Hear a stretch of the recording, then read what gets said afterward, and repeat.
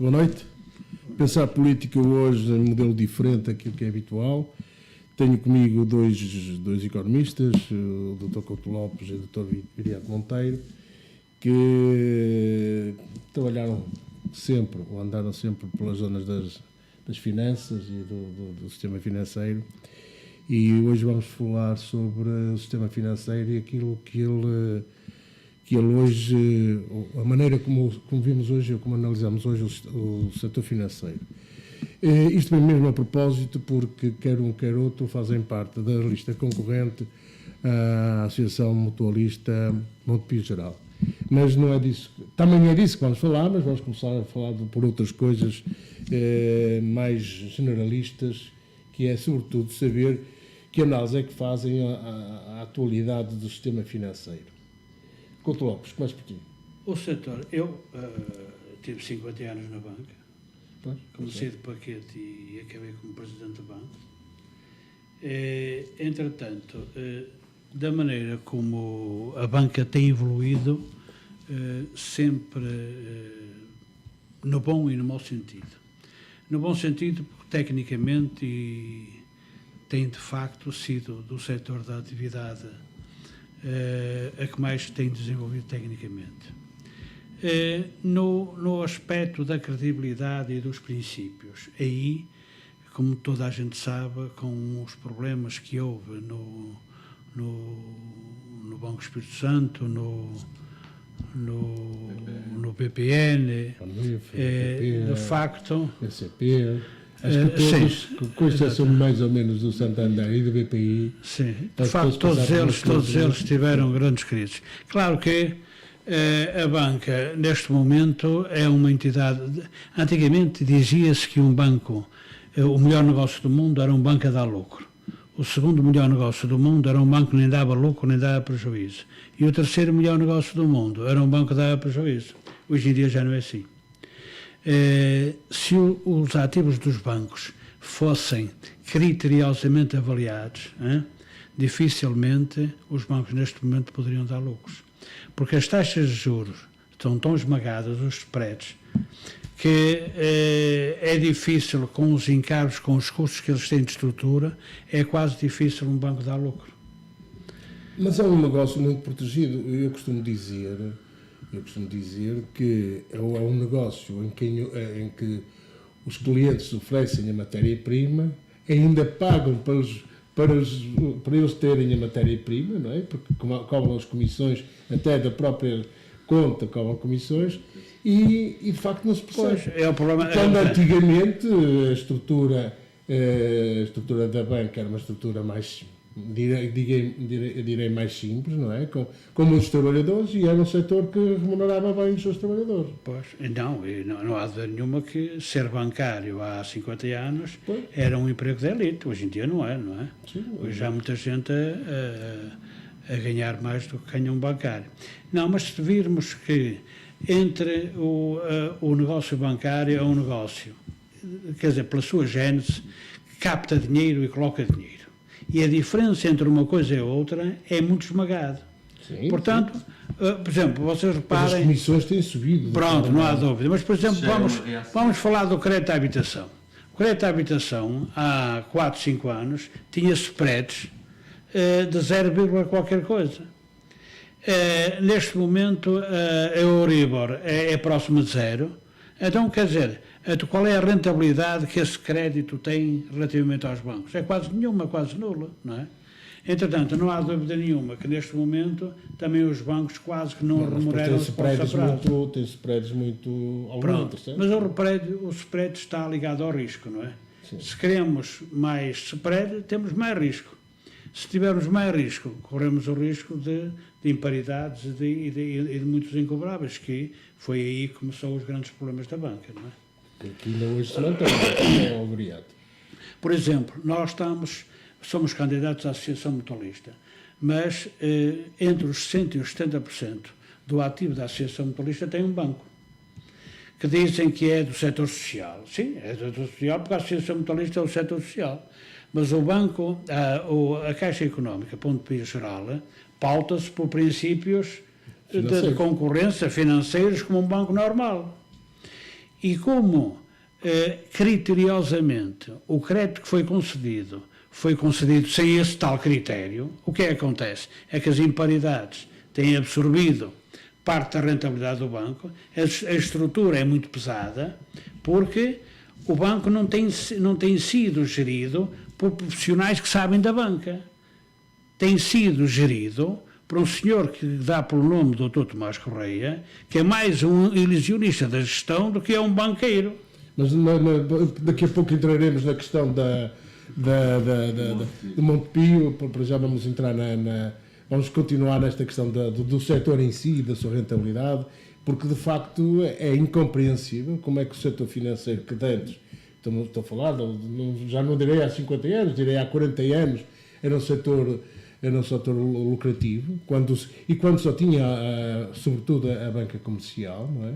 E hoje que tem tudo, aliás, se calhar talvez tenha sido esse o principal erro da banca, precisa de comissões cada vez maiores para se autoalimentar e de facto, quer dizer, nós ficamos com os cabelos em pé quando temos que pedir alguma coisa à banca, digo eu. Mas Curiato, qual é a tua opinião? Deixa-me falar. Pegando um bocadinho na questão de há bocado, portanto, estando esmagados os spreads, como é que os bancos vão de sobreviver e o último resultado da Caixa Geral de Depósitos foi surpreendente. Foi surpreendente, não é? Já apresentou lucros. E substanciais, não é? Já estamos a falar de 300 e tal milhões de euros. Mas eu diria que passou-se uma das coisas que não tem a ver com os spreads, mas que tem a ver com o acautelar o risco. Passou-se de uma situação em que o cidadão chegava ao banco e pedia um empréstimo para comprar uma casa que custava 100, por exemplo, 100 mil, e o bancário do lado de lá dizia: porque é que você não leva 120 mil e assim compra mais uma garagem, mais um terreno, mais não sei o quê. Portanto, hoje em dia não. Hoje em dia, para acautelar o risco, já não se fazem ofertas dessas. Aliás, e também a avaliação que se faz é mais cautelosa, porque normalmente são créditos com créditos hipotecários, não é? Com hipoteca do Sim, mas isso é um facto que aconteceu na banca. Mas hoje a banca não está a correr o mesmo risco, porque os alertas do Banco de Portugal, e nomeadamente através até o Banco de Portugal tem vindo a alertar para um aquecimento, mas sobretudo a DECO tem falado muito no endividamento das famílias, e que estamos a regressar novamente àquilo que vivemos em 2010, 2011, 2012, e posteriormente, até porque depois com a perda de empregos a coisa tornou-se ainda mais a sensibilidade que eu tenho é que isso é mais no campo dos créditos pessoais, porque o crédito para efeitos de imóvel, de compra de imóvel, eu acho que os bancos aí estão-se a defender melhor do que anteriormente. Anteriormente contribuíam para a bola. Mas não será pior o crédito concedido para consumo do que porque a pessoa ainda tem uma hipoteca, ainda tem um bem. É mais perigoso para o lado do cidadão, para o lado das famílias, que não falta quem ofereça. Até temos lá aquelas empresas de crédito, Credibon, Cofidis e não sei o que, fora a publicidade, que eu não aconselho de maneira nenhuma, porque realmente tem umas taxas muito agressivas e muito perigosas para quem pede o empréstimo. E portanto, eu concordo que realmente que se está a deixar. Aí haveria até qualquer coisa a fazer do lado do Estado e dos governos, que era, até nas próprias escolas, ensinar os jovens e ensinar portanto, quando eles chegam ao momento de constituir família, não levar na cabeça e já nos hábitos para comprar carro. Já foi pedir um empréstimo àquela empresa ou à outra, ou a própria empresa que lhe vende o carro tem associado uma empresa de crédito. Portanto, o Banco de Portugal põe cá fora os avisos, mas autoriza a criação de novas empresas à torto e à direito, não é? Pois, isso é que de facto é contrário do... Mas eu queria acrescentar mais alguma coisa. Isso de a banca ser rentável e agora não é uma falsa ilusão. Eu sou bancário desde 1962 E, historicamente, quando foi, do 25 de Abril, foi necessário fusionar bancos, o Pinto de Magalhães, o Banco de Angola, porque estavam todos com dificuldades económico-financeiras. Foi na altura da crise de 73. Mesmo assim já estavam com dificuldades. Sim. Depois disso nasce o BPI, por exemplo, que emerge do Fonseca de Ziborné, do Banco Tota, tudo bancos com dificuldades, é o Banco Borges Irmão. Sim. Portanto, a banca, tradicionalmente, se os balanços fossem devidamente ponderados e credibilizados, a banca sempre teve dificuldades. Agora, como dizia um amigo meu, os bancos são autênticas fábricas de notas falsas. Historicamente tem sido assim. Quer dizer... Pois, eu compreendo, porque de facto, quer dizer, hoje vivemos quase uma irrealidade com o setor financeiro e com a banca em particular, porque é incompreensível que hoje, como disseste, o Banco Comercial, o Banco Caixa de Depósitos apresenta um lucro fabuloso. A BCP também já está com lucros fabulosos, o BPI, o Santander, todos eles apresentam lucros fabulosos. São estes lucros verdadeiros? Ou serão eles resultado das máscaras que se põem nos ativos da... Não, o crédito quando se gera, quando se concede o crédito, não é verdade, e se começam, e é contabilizado, não é? É um ativo rentável e, portanto, começa-se a contabilizar juros, não é? Agora, depois... Mas, como sabes, no passado, muito dos resultados eram resultado das avaliações que faziam a alguns investimentos que tinham, nomeadamente em ações trocadas entre bancos. Exato. E, portanto, para terem os prémios de gestão. Não achas que isto aqui é uma vicissitude do próprio sistema? Mas é o sistema que está criado e constituído. Agora, nem podemos... Mas não podemos fazer nada. Há duas instituições que regulam o banco, é a Associação Portuguesa dos Bancos e é o Banco de Portugal. A Associação numa lógica digamos, corporativa, não é? Mas que poderia ter uma ação mais fiscalizadora, mais proativa, para assegurar a credibilidade que falas do sistema bancário. O que é que achas disso? O sistema bancário só é credível, não é? Porque o governo, porque pode haver problemas sistémicos na economia portuguesa e, portanto, o governo tem por obrigação segurar, aguentar e fazer com que isso não aconteça. Então, para isso fica só com um banco, com o Caixa Geral de Depósitos. Por exemplo. Porque seria uma maneira até de... Pronto, exatamente. Até porque é a maneira de assegurar, e o Montepio, que é um banco do sistema social, que também deveria ser... Sobre o Montepio vamos falar daqui a um bocado, exatamente. Mas não te parece que devíamos ir por aí? Porque, de facto, o sistema financeiro hoje é super... Tu disseste uma coisa que é uma coisa que me chateia solenemente, que me chateou aqui há uns anos atrás, quando foi do BPN, ouvir João Salgueiro, na altura, presidente da Associação de Bancos, da Associação Portuguesa de Bancos, dizer que aquilo que tu começaste por dizer, que o setor bancário era o mais tecnicamente mais evoluído, que tinha tido uma evolução fantástica, e logo a seguir, e portanto, quando o Vítor Constâncio, na altura, pedia informações sobre alguns bancos, nomeadamente aquele banco de Cabo Verde e outros que estavam por lá pelas Américas Latinas, e o João Salgueiro, em defesa do BPN, veio dizer que não, usando isto, e logo uma semana depois cai o BPN. Como, aliás, o Cavaco Silva, uma semana depois de ter dito do BES, Pois, e o regulador, o Banco de Portugal, sempre esteve de acordo. Aliás, o Banco de Portugal vai, periodicamente, e eu é que recebia os auditores do Banco de Portugal, e sabem o que é que eles iam lá fazer e o que é que viam. Essas auditorias é uma coisa que já deu o som. Viam aquilo que a gente lhes mostrava. Claro. Pronto. Não, até porque o contrato, eu fico impressionado, é com os contratos de auditoria que são feitos, que vão buscar lá até um dinheiro bastante interessante. A auditoria que é feita à banca paga-se, cobra-se bem, e eles só vão ver meia dúzia de movimentos, e os movimentos que são concedidos não fazem uma análise muito aprofundada. O que eu vou dizer é politicamente incorreto, mas eu entendo que os bancos deviam ser todos intervencionados e ter lá um representante do Estado para poder controlar do dia-a-dia, porque se não tiver no dia-a-dia o controle, Nunca mais só vem aquilo que os bancários e que os bancos lhe querem mostrar. Pois isso é uma questão que nos afeta a todos. Agora a economia, portanto... Mas há as empresas, nomeadamente as empresas, queixam-se da falta de crédito para o seu funcionamento. Porque agora, com as imparidades que foram constituídas, não é? Como é que é possível um novo banco, disseram eles quando foi constituído, que limparam o balanço e agora era o banco bom. E o banco bom só tem prejuízos. Como é que é?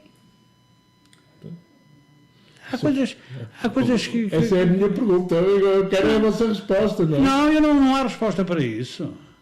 É que esta engrenagem económica ou financeira é muito complicada. E o governo sabe disso. Só que os governos é preciso estar para a frente e aguentar enquanto lá estão. E depois da conversa, quem vier atrás fecha a porta. Bem, quando foi do BPN, houve um erro crasso que foi cometido pelo governo de então, né? Com o Ministro das Finanças, o nosso ilustre professor Teixeira dos Santos, que foi ter nacionalizado o banco, mas deixou ficar a funcionar a empresa... A Galileu Galilei.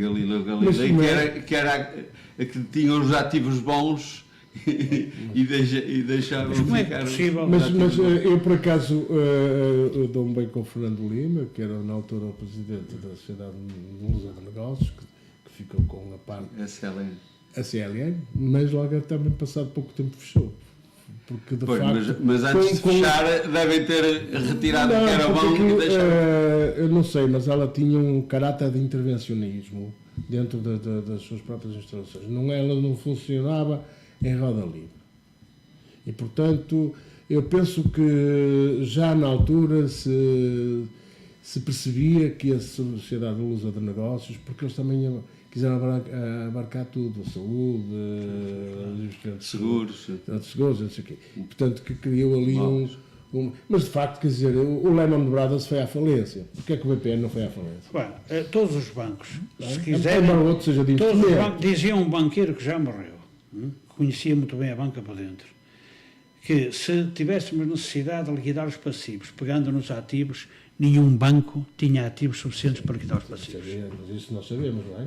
Por isso é que as reservas legais são constituídas. Não, mas estão lá. Por isso é que tem o efeito mas está no ativo. Mas tens o efeito alavancagem daquilo que concedes de empréstimo ao banco, não é? Mas se pagássemos disso tudo para liquidar, sim, não dava. Não dá. Porque o resto está na economia, não é? O resto está na economia. Não, mas é um ativo do banco. Se precisarmos do ativo, o crédito concedido é um ativo do banco, não é? Se pegássemos desses ativos todos para liquidar os passivos, não é? Os capitais próprios têm que ser sempre positivos, não é? Diga uma coisa, mas não acham que com todas estas dificuldades que os custos de gestão são super elevados para o país que temos? Porque a banca está ainda numa fase de reestruturação. Em determinada altura, abria-se um banco em qualquer esquina. Eu não estou a falar dos custos estruturais, estou a falar dos custos de gestão. Mas mesmo os custos de gestão estão muito elevados. Os custos estruturais estão muito elevados. Sim, e depois foi concedido crédito sem grande qualidade. Então, agora está-se a verificar todas as imparidades e as previsões para os incobráveis, não é? E, portanto, tão cedo a banca ou vai continuando a maquilhar o balanço, ou então cedo não vai dar lucro. Pois, isso aqui é uma situação muito pouco abonatória para o setor financeiro que é central e essencial para o desenvolvimento da economia, não é? Portanto, ter um setor financeiro com saúde, não é? Portanto, assim, há coisas que mudaram. Por exemplo, o nível salarial de um bancário, em médio, hoje em dia é mais baixo, quer dizer, em prejuízo do trabalhador. A gente agora vê jovens licenciados até com boas classificações a serem recrutados por bancos e pagam-lhe nem 1.000 euros. Abaixo do salário mínimo, abaixo de 1.000 euros. E agora, as administrações, essas continuam a ganhar. Mas não acham que isso é um crime de lesa pátria? Quando ouvimos falar que um banco qualquer tem não sei quantos administradores, tem não sei quanto... Os executivos, os não executivos. Tem depois as assembleias, tem depois os conselhos fiscais, tem depois... tenho um conjunto, tenho os políticos da Legislativa, não para os conselhos, e depois quando vão para lá os conselhos ou as comissões para as remunerações, para o risco, para a avaliação. Não é gente a mais para remunerar com é gente a mais e a banca tem consciência disso, só que das duas ou mandava aquela gente toda para o desemprego ou tem que os aguentar e progressivamente não, progressivamente eu conheço alguns que têm no Conselho Geral têm 3 ou 4 ou 5 Conselhos Gerais, é muito, não é? Ou Conselhos Fiscais, não é? Sim, não, mas a própria estrutura dos bancos neste momento ainda está muito empolada, portanto, está sobredimensionada. A estruturação através da redução do número de efetivos. Porque é que não fazem também o número de... Daqui a pouco temos mais generais do que número de efetivos administradores. Não é estrutura. Mas não é necessário fazer... Não é necessário fazer alguma coisa aí também? É preciso fazer a todos os níveis. As pessoas têm que começar a ficar, portanto, os bancos e quem dirige os bancos, o próprio acionista. Não é? Em primeiro lugar temos que ver quem são os acionistas, não é?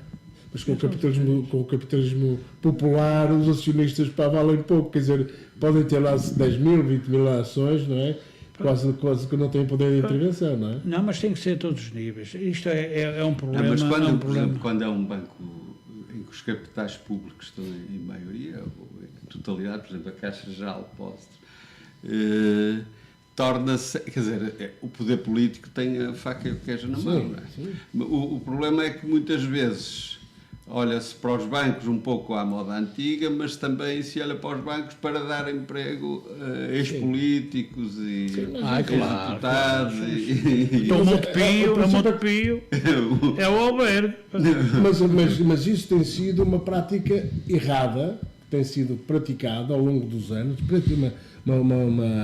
mas para a qual tem que haver uma solução. Ainda não se corrigiu completamente, não é? Mas tem que se corrigir, quer dizer, pelo contrário, tem de ser gravado. A história da Caixa Geral de Depósitos, quando esteve para ir para lá, aquele... O anterior administrador, o que veio que era cedido do BPI, salvo erro, não é? Do BPI. E que acabou depois por causa daquelas tricas e dricas, acabou por ser demitido, mas levou uma indemnização choruda, portanto... Quer dizer, gastam-se às vezes rios de dinheiro com erros que no fundo são erros. Mas se vocês forem às instalações da sede da Caixa Geral de Depósitos e veem uma sede perfeitamente faraónica, subaproveitada. A pena é igual. Pronto, exato, mas a Caixa, aquilo quando foi feito para outro país e para outra gente, não é? E aquilo, vocês veem lá, nem veem os empregados, só veem a estrutura, não é? Pronto. Aquilo custa dinheirão. Depois custa. Só manter aquilo custa. Exatamente. Só manter aquilo custa de facto muito dinheiro, não é? Porque é de facto umas instalações para top de gama, não é? E uma obra de arquitetura muito bonita. Vamos agora amenizar um pouco a conversa para depois entrarmos na questão do Montepio. Qual é a vossa opinião sobre o Orçamento de Estado que agora foi apresentado e que está em fase de discussão na especialidade? O Orçamento de Estado... Há uns que dizem que é eleitoralista e outros que dizem que é um Orçamento de Estado de austeridade. Eu penso que o Orçamento de Estado, por aquilo que eu já li, está muito bem elaborado. E nós temos um Ministro das Finanças que de facto sabe daquilo. Só que, como nós somos uma economia muito aberta, o preço do petróleo, por acaso, tivemos a vantagem que baixou, esteve nos 80 e tal dólares, neste momento está a 60 e tal. 65. Está a 65. Isso é uma vantagem para nós. Já não é para os angolanos, não é? Sim. Para os árabes, não é? Exatamente. Mas os outros são mais suscetíveis. Entretanto, acho que também já começam a dizer que o déficit de 0,2 que é perfeitamente irreal, não é? Não sei se será ou não, lá o nosso ministro com as cativações é capaz de lá chegar. De qualquer das formas, penso que estamos no bom caminho, não é? Mas as cativações é uma questão muito singular, não é? Porque, embora na saúde não haja cativações, mas há aqui uma coisa, há aqui um conjunto... Obrigado, tens falado pouco, agora vou-te pôr esta aqui. Há aqui uma questão muito singular, que é, uns querem reduzir impostos, outros querem aumentar com as despesas. Como é que nós vamos encontrar o equilíbrio? O ponto de equilíbrio. Quando, por exemplo, se reclama que a saúde, que apesar de termos um Serviço Nacional de Saúde muito bem qualificado e que está entre os 10 melhores do mundo, temos uma educação que tem tido grandes sucessos porque, de facto, os nossos licenciados são reclamados no estrangeiro. Como perceber estas questões e como satisfazer um povo tão insatisfeito porque nega tudo aquilo que tem de bom e depois não quer contribuir com impostos para melhorar ainda mais? Como é que tu vês isto? Assim, achas que isto é de um povo insatisfeito? Não, eu vejo isto como sendo portanto, nestas alturas de decidir os orçamentos, todos os anos há sempre saltam para a praça as reivindicações, não é? Portanto, ou da área da saúde, ou da área do ensino, ou da área dos tribunais. Quer dizer,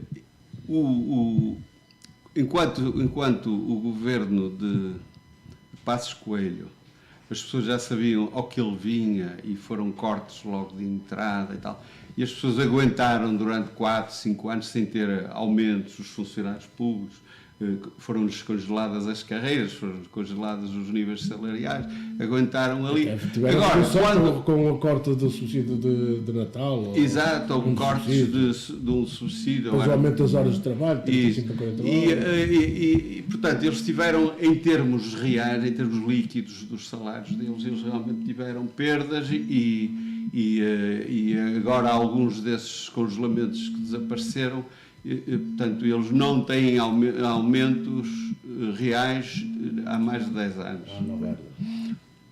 Agora, o António Costa, quando ganha o governo, porque não foi o partido mais votado, mas soube-se aliar para ser governo, uma das coisas que ele prometeu foi, digamos, repor às pessoas as situações que tinham anteriormente da Troika, né? Anteriormente à Troika. Agora, neste último ano de governo, para o primeiro mandato, as pessoas fizeram as contas e disseram, bem, ou é agora ou então não é mais. Tanto mais que as sondagens, a certa altura, davam a possibilidade do António Costa ganhar com maioria. E, portanto, eu julgo que os partidos da geringonça, mais à esquerda, portanto, Bloco de Esquerda e Partido Comunista, apercebendo-se... O Partido Ecologista, às vezes esquecemos, também faz parte da geringonça, não é? Mas, quer dizer, aperceberam-se bem, esta é a nossa última oportunidade de... Mas achas que é razoável o nível de greves ter aumentado quase exponencial neste período do governo da geringonça, relativamente àquilo que tinha acontecido no governo de Passos Coelho? Não será isto uma contradição dos trabalhadores portugueses? É um bocado contraditório, mas é aquilo que eu dizia, quer dizer, eles sabiam que no governo do Passos Coelho, mesmo que fizessem greve, dificilmente conseguiam obter alguns ganhos. Aqui, aproveitando um bocado o discurso de entrada do António Costa, em que ele prometia que ia repor os níveis de vida anteriores à Troika. Eu acho que ele ia reverter aí depois a confusão do discurso, quer da esquerda, quer da direita, a colar o António Costa uma coisa que ele não disse. O que ele disse é que ia reverter algumas das medidas que tinham sido tomadas por Passos Coelho. E reverteu-as. Nas 35 horas, o congelamento de carreira, reverteu algumas. Há uns casos pontuais, por exemplo, os achas que é possível? O Couto Lopes falou, portanto, que se calhar será real o 0,2 de déficit. Achas que era possível dar mais, por exemplo, aos professores, aquilo que eles reclamam, os 9 anos, não sei o quê, dar aos enfermeiros, dar aos juristas, aos juízes, dar aos polícias? É razoável? Dar aos médicos é razoável? É assim, que as pessoas trabalham, mereciam. Agora, que o país possa pagar, Não pode, a gente sabe que não pode. Nós merecíamos reaver o IRS extraordinário que pagamos naqueles 4 ou 5 meses. Eu estou reformado há 20 anos do banco e ganho menos 10% de quando fui reformado. A minha pensão baixou em 10%. Neste momento ainda ganho menos 10% de quando fui reformado. Portanto, o meu aumento durante 20 anos foi perder 10% em termos nominais. Pois, o problema é que estes sistemas servem para equilibrar, porque havia desequilíbrio. A classe média tem sido muito constante com impostos. Tem sido. Mas quer dizer, a classe baixa tem sido muito mais esmagada, não é? Eu acho que não. Passaram por desemprego, jovens, às vezes de 30 e 30 anos. Aí tens razão, mas há uma coisa que é verdade, o que o doutor falou. A classe média foi claramente a mais sacrificada.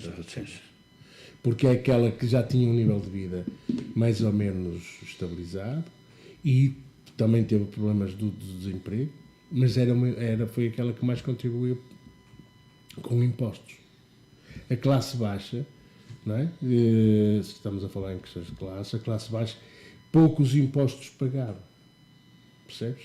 Portanto, aqui não há uma relação quase direta relativamente à crise. A crise afetou muito mais a classe média. Pois, mas, eu tive alguns amigos que diziam que ficaram desempregados e diziam que se um dia lhes faltasse a comida aos pais, aos filhos... Portanto, as gerações mais velhas é que sustentaram. Mas não só, havia gerações dos 30, 40 anos que tinham uma vida estabilizada, uma vida porreira, perderam os empregos e que diziam que se um dia faltasse a comida aos filhos, que pegavam numa arma e iam para a violência. E houve casos de suicídios. Portanto, essa é uma questão muito, muito gravosa da sociedade. E acho que a Europa perdeu um bocado o espírito solidário e levou a esta situação, e por isso é que também está a levar... Porque a Europa não teve pejo nenhum em chegar aqui, e apesar de nós termos um nível salarial mais baixo, principalmente as classes mais baixas, e eles ainda achavam que deviam receber ainda menos e deviam pagar ainda impostos, tinham que descer. Uma das coisas que marcou muito foi o Vítor Gaspar, quando se demite, quando pede a demissão do governo, dizer que não tinha percebido que os efeitos das medidas que iam tomar iam ser tão drásticas. Ora, nós sabemos que, porque estamos na economia, que a economia vive da percepção que cada agente económico tem das medidas. E toda a gente percebeu que aquelas medidas seriam draconianas, o investimento parou, o emprego caiu e as pessoas também que tinham dinheiro, que tinham possibilidades de fazer algumas despesas, não faziam, porque quiseram amealhar o pouco que tinham para acudir a eventualidades futuras. Não é? Uma das coisas que foi falada aqui há uns tempos atrás, aliás, no governo de Sócrates, e depois foi parado por causa das dificuldades financeiras, era a questão das plataformas logísticas em Sines e em Matosinhos. Como é que vocês... Não achariam que isto seriam investimentos interessantes numa altura em que se fala em investimentos, além da ferrovia, que também deve ser prioritária para o governo e para o país? Bem, há quem diga que a plataforma de Sines, o investimento que for ali feito, que vai servir muito aos espanhóis, não é? Aqui de Leixões... Aos espanhóis porquê? Aos espanhóis porque, se calhar, em determinadas matérias-primas e consegue exportar melhor por ali, não? Consegue exportar melhor por ali. Mas o ganho somos nós, os ganhos da operação, que são sim, mas isso representa uma fatia pequena, se calhar. É uma fatia considerável. É uma fatia considerável. Eu queria acrescentar também, há bocado falaram de greves e tal. Eu já fui a primeira vez politicamente incorreto, porque para outra vez. Eu acho que as atuais formas de luta, de greves, especialmente do setor público, são perfeitamente ultrapassadas. E são as formas de luta de finais finais do século XIX e do século XX. Hoje em dia, vão fazer greve. Sim, senhor. Quem é que faz greve? São geralmente os funcionários públicos. Ora bem, quem é que é o prejudicado? É o utente, que deixa de ter barco para atravessar o Tejo, deixa de ter comboio, deixa de ter metro e tal. O Estado está-se marmando para tudo isso. Se calhar até paga menos, não é? Exatamente. Não, porque eles têm o fundo de greve e tal, se calhar até Não, paga mas o menos. Estado paga menos. Por isso Não, agora o é que tem Estado- agora. Os professores a mesma coisa. Portanto, eu acho que era a altura de os trabalhadores e os seus dirigentes pararem, refletirem e ver quais seriam as formas de luta mais adequadas para conseguir os seus intentos, que são justos, mas sem estar a prejudicar o próprio utente. Quer dizer, E, aliás, põe a população um bocado contra eles. Bem, para isso Porque a lei prevê os serviços mínimos. os serviços Não, mínimos. mas mesmo assim, eles deviam refletir, porque eles não estão. A senhora dá na televisão de manhã, a senhora que ia para o comboio não pode ir, ou para a consulta não pode ir. Quer dizer, Ou os para o ministros, trabalho, os ministros de Estado de Estado, diretores-gerais, estes estão no gabinete e dizem estes gajos é que são burros. Pá. Pronto. Portanto, era a altura dos trabalhadores Mas é- refletirem um bocado sobre as formas de luta Aliás, para atingirem os seus Os japoneses objetivos. fazem isso, pá. Por exemplo, nos transportes, continuam a trabalhar, não cobram. Por exemplo. Nas empresas estão lá, pá, estão de braços caídos, não é? Greves de braços. Mas, por exemplo, olha, hoje e ontem, aquela greve no Porto de Setúbal, não é? É uma situação miserável, quer dizer, aí não se aplica bem o que estás a dizer. Porque as pessoas são contratadas ao dia. Chegaram ao ponto de assinar uma procuração para ser a entidade patronal que diariamente celebra um contrato de trabalho para trabalhar naquele dia. Quer dizer, se o homem ou a mulher, o que for, se adoeceu naquele dia, ela não tem proteção absolutamente nenhuma. Mas Mas nesses isso é o casos, crime do capitalismo. exatamente, mas nesse caso selvagem. devia haver um provedor Yeah. que chegasse, mas não funciona. Mas estamos Chegasse e a falar de disse, de facto, isso está mal feito. Mas estamos Isso, a falar de indivíduo um está no- setor que é super protegido pelo governo porque é muito exportador, que é o setor Exatamente. automóvel Auto Europa, não é? Porque se a Auto Europa parar, neste momento eu vi imagens nas 6 mil televisões carros que estão não sei quantos 6 carros mil, locais 6 parados. mil Por parados. falta de capacidade de armazenamento. Não é? Mas quer dizer, o problema é que quando a Auto Europa faz o seu cálculo de custos de produção para saber quanto é que vai custar cada unidade produzida, não sei o quê, já conta que do lado do operador portuário vem um preço que lhe já é favorável e aquilo já é esmagado até à última. E, portanto, a Auto Europa, que é um grande capitalista a nível de toda a Europa, não é? Se calhar devia vender o carro uns 10 euros ou 20 euros mais caro por unidade para contemplar essas pessoas e não o faz. Quer dizer, é o capitalismo selvagem como Exato. Mas o Estado aí devia intervir. E porque isso não se admite que Mas indivíduos o Estado interveio... em situação precária há 15 anos. Mas o problema é que o Estado interveio do outro lado, queria era que eles ficassem cá. E, portanto, não se importou que os preços de incorporação da mão de obra nas partes em que há, porque até os que trabalham na fábrica, lá os que apertam os parafusos e que comandam os robôs, até nem são muito mal pagos. Mas ali, àquele nível, como é subcontratação, portanto, eles devem subcontratar lá os operadores do carro. Normalizar essa situação. As coisas aí ficam um bocado esquecidas. É uma situação pouco abonatória de uma sociedade. Podemos entrar agora, então, vamos falar um pouco de Monte Pio-Geral e das vossas ideias para o Monte Pio-Geral. Monte Pio-Geral tem sido, ao longo dos últimos anos, 5 ou 6 anos, notícia nos grandes noticiários, nem sempre as boas razões. Lembro-me aqui há 5 ou 6 anos, talvez 6 anos, uma reunião muito acalorada que houve por causa de umas eleições, foi há 6 anos, talvez. Foi há 3 e há 6. Mas há 3 foi mais a cuidado, porque até houve recurso para tribunais e tudo. Eu porque estava com a ideia que tinha sido para aí há 6 anos.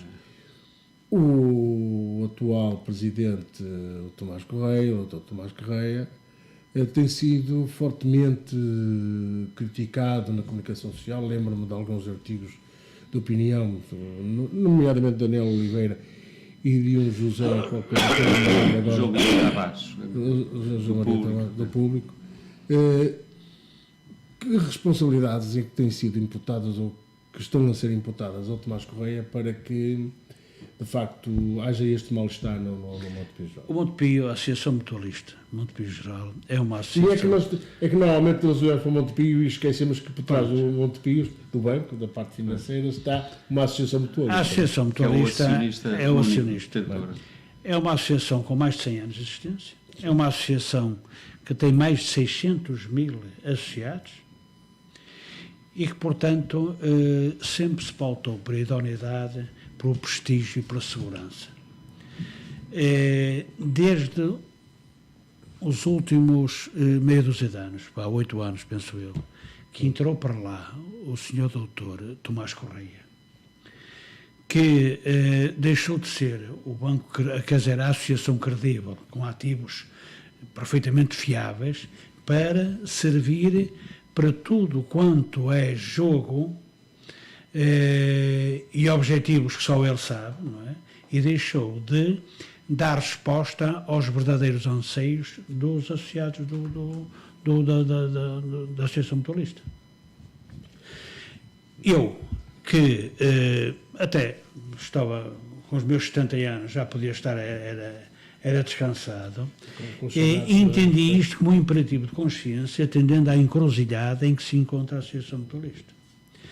A Associação Mutualista é necessário salvaguardar as poupanças desses 600 mil associados. É necessário dar transparência dos seus ativos e criar condições para que, de facto, haja mutualismo, haja solidariedade e comece por haver,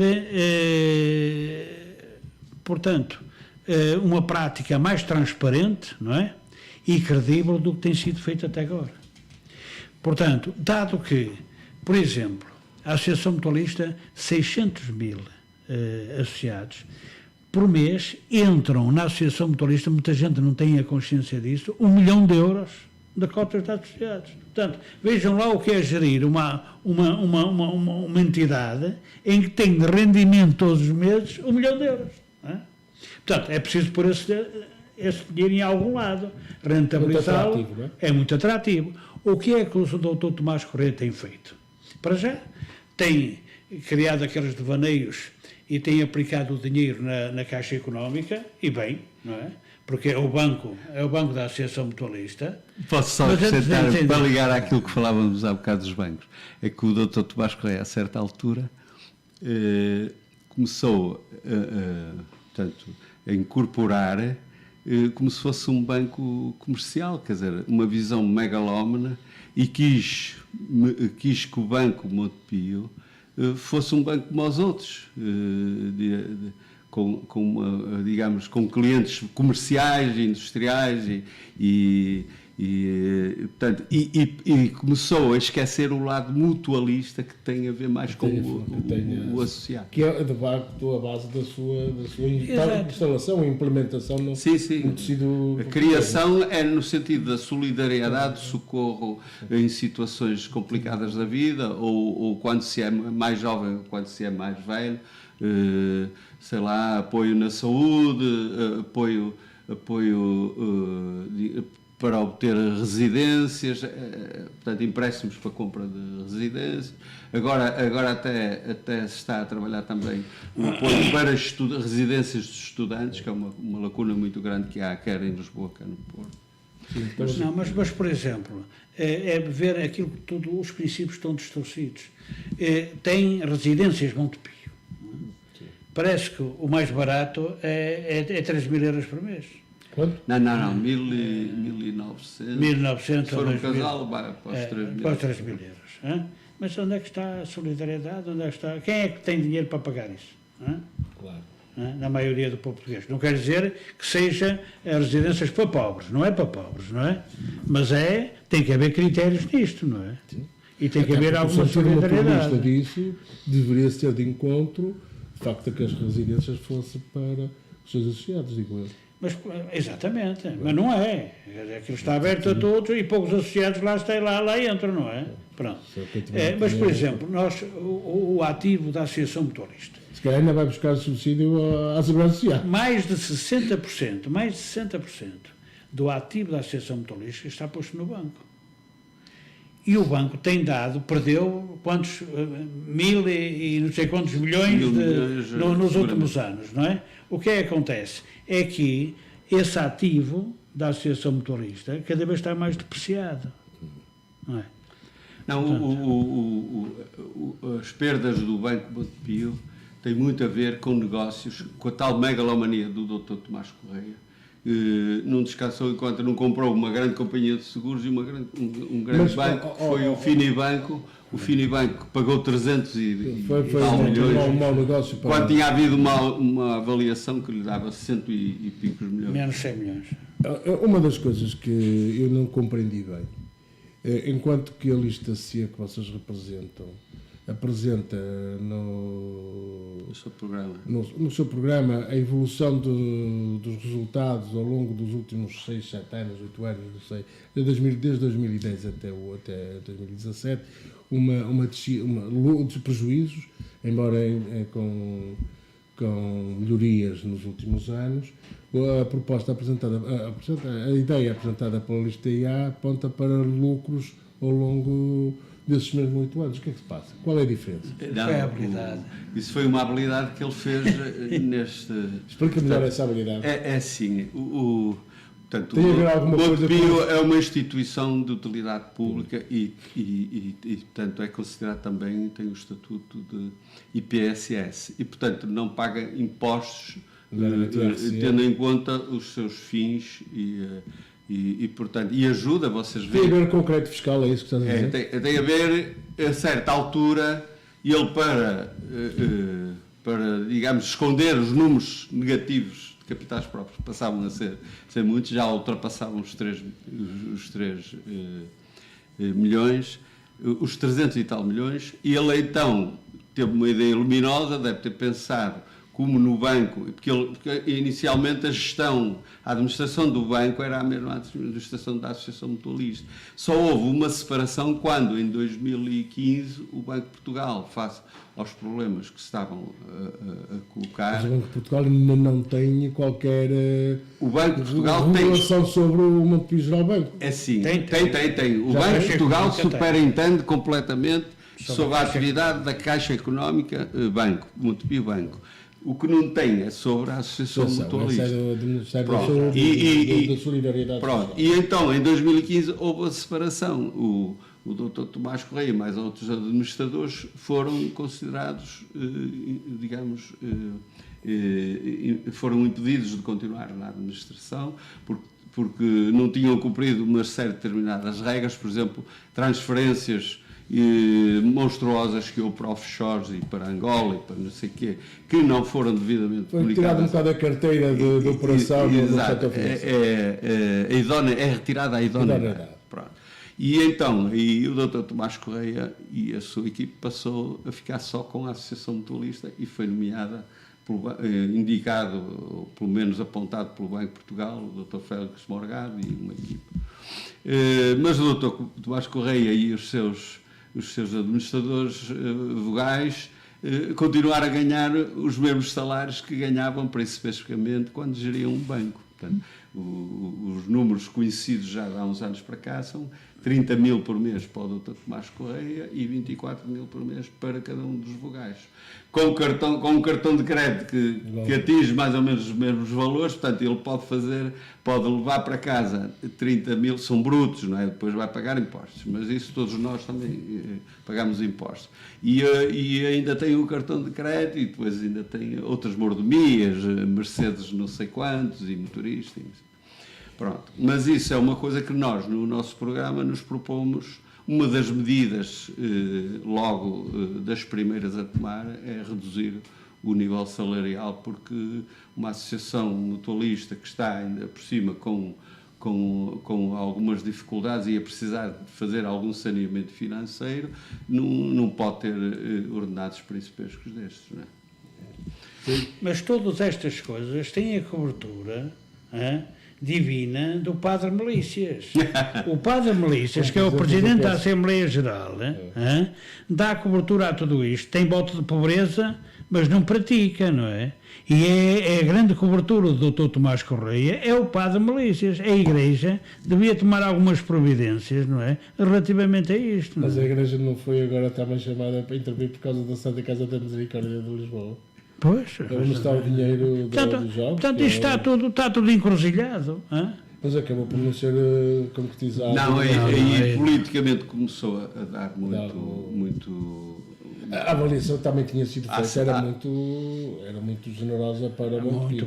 Pois, mas o problema é que a Santa Casa inicialmente estava disponível para investir 200 milhões, é muito dinheiro. Sim. E a gente temos que aceitar... Mas era 10% do capital, ou seja, que a avaliação do Montepio seria para os 2 mil milhões. Era 2 mil milhões, o que não corresponde digamos, à avaliação do mercado real, não é? Embora as ações do Montepio tenham subido, não é? Não, havia umas unidades de participação. Unidades de participação.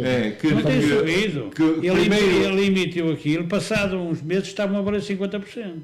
Não foi uns meses, aquilo começou a descer lentamente, mas chegou a um ponto que era uma unidade de participação no valor de €1 chegou a ser cotada a 0,48 ou a 0,47. Mas depois, de quando estava tão baixo, e quando se começou a falar da possibilidade de converter unidades de participação em ações, então aí houve uma procura, mas isso é um efeito psicológico, não era uma avaliação... Um efeito momentâneo, não é? Exato. E mais, como vos disse, eu estive a ver o vosso programa e vi que vocês têm uns apoios que vão desde a direita à esquerda, nomeadamente o Bacofex, Carvalho da Silva, Daniel Oliveira. Na nossa lista... Aliás, vocês têm uma lista muito heterogénea. Exato. Não, são pessoas que são mutualistas, não é? São mutualistas que estão preocupados com a atual situação da Associação Mutualista e gostariam de ver transparência e ver mais verdade naqueles ativos e na forma como é gerida. Quem é que apoia a lista A? Se formos ver, são os subsídios que o Dr. Tomás Correia tem. São os subsídios dependentes de Montepio.